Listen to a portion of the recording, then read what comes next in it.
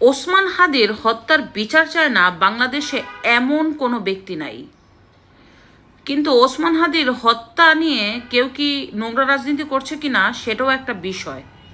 ওসমান হাদির হত্যার master mind কারা, ওসমান হাদির হত্যার আসল সুবিধা ভোগ করছে কারা, এটাও বাংলাদেশের আইনশৃঙ্খলা বাহিনীর খতিয়ে দেখা দরকার।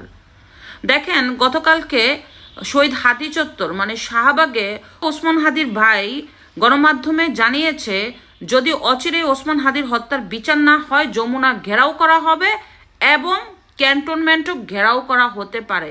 আচ্ছা, যমুনা না হয় ঘেরাও করা হতে পারে, সে সরকার প্রধান, কিন্তু ক্যান্টনমেন্টের কথা কেন আসলো? তাহলে কি ক্যান্টনমেন্টের কোনো আর্মি ওসমান হাদির হত্যার ব্যাপারে জড়িত? ক্যান্টনমেন্টের কোনো উচ্চপদস্থ কর্মকর্তা কি মাস্টার মাইন্ড ওসমান হাদির হত্যার ব্যাপারে? সবই কিন্তু একটা প্রশ্নের বেড়াজাল। আপনি খুব ভালো করে খেয়াল করে দেখেন, ওসমান হাদিকে যে সন্ত্রাস গুলি করলো সে ছাত্রলীগের একজন ছেলে, যে 2টি পিস্তল নিয়ে র্যাবের হাতে ধরা পড়েছে এবং জামিন পেয়ে বাহিরে এসেছে।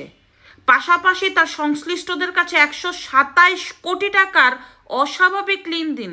সেই ছাত্রলীগের ছেলে কিভাবে ওসমান হাদির সাথে সুসম্পর্ক হলো? ওসমান হাদি কি সেই ছেলের ব্যাকগ্রাউন্ড যাচাই করলো না?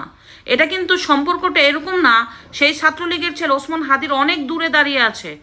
ছাত্রলীগের এই ছেলে ওসমান হাদির সাথে সাথে ছিল এবং নির্বাচনের ক্যাম্পিং করছে। তাহলে ওসমান হাদি কেন এই ছাত্রলীগের ছেলের ব্যাকগ্রাউন্ড যাচাই করলো না? এটা একটা প্রশ্ন, নাকি ভিতরে অন্য কিছু? কারণ আপনারা সবাই জানেন, যখন আওয়ামী লীগ ক্ষমতায় ছিল, ছাত্রলীগে কিন্তু জামাত সমন্বয়ক সার্জিস নাহিদের মতো এখনকার বড় নেতারা ছাত্রলীগের ভিতরে রাজনীতি করেছে। যখন ছাত্রলীগ বিভিন্ন সন্ত্রাসী কর্মকাণ্ড করেছে, হেলমেট বাহিনী ছিল, ওখানে যে অনেক সন্ত্রাসীরা গুপ্ত ঘাতক হয়ে সন্ত্রাসী কর্মকাণ্ড করেনি, এর গ্যারান্টি বা কি?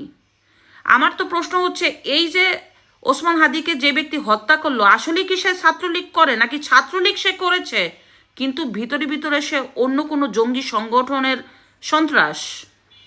সেটা খতিয়ে দেখা দরকার। না হলে কিভাবে, আমার তো হিসাবে মেলে না, কেন ছাত্রলীগের এই সন্ত্রাসের সাথে ওসমান হাদির এত সুসম্পর্ক?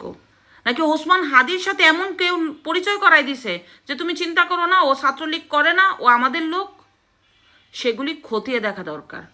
আরও প্রশ্ন আছে, এই যে 127 কোটি টাকা লেনদেন হলো ওসমান হাদির হত্যাকারী যে এই সন্ত্রাস, তাদের সংশ্লিষ্টদের 127 কোটি টাকা কিভাবে লেনদেন হলো? আপনি তো 50,000 টাকা ব্যাংকের থেকে আনতে গেলে 14 বার ঘুরায় দেয়, আর 127 কোটি টাকা ব্যাংকে লেনদেন হলো, ব্যাংক কর্তৃপক্ষ জানলো না, সরকারের কর্তৃপক্ষ জানলো না? ব্যাপারগুলি কি অস্বাভাবিক না? মূল মাস্টারমাইন্ডকে কিন্তু এখনো ধরা হচ্ছে না। আমরা চাই ওসমান হাদির হত্যার কঠিন বিচার হোক এবং যে হত্যাকারী তাকে জনগণের সামনে প্রকাশ্যে জবানবন্দি নেওয়া হোক, আসলে ঘটনা কি পিছনের, কারা ওসমান হাদিকে হত্যা করিয়েছে, মাস্টার মাইন্ডকে, কিভাবে 127 কোটি টাকা লেনদেন হলো, কিভাবে ছাত্রলীগের একজন ছেলে ওসমান হাদির সাথে এত সুসম্পর্ক হলো, সব কিছুই খতিয়ে দেখা দরকার। তাহলে বের হবে আসলে পিছনের রহস্যটা কি। এখন ওসমান হাদির লাশ নিয়ে নোংরা রাজনীতি করা হচ্ছে, যাতে বাংলাদেশকে একটা ধ্বংসযোগ্য রাষ্ট্র গড়ে তোলা যায়, আফগানিস্তান, পাকিস্তান, সিরিয়ার মতো একটা জঙ্গি রাষ্ট্র করা যায়। ভালো করে চিন্তা করা দরকার, আসলে নির্বাচন না হলে সুবিধা কার? ডক্টর ইউনূস ক্ষমতা থাকলে কারা অদৃশ্য ক্ষমতায় থাকে? ধন্যবাদ।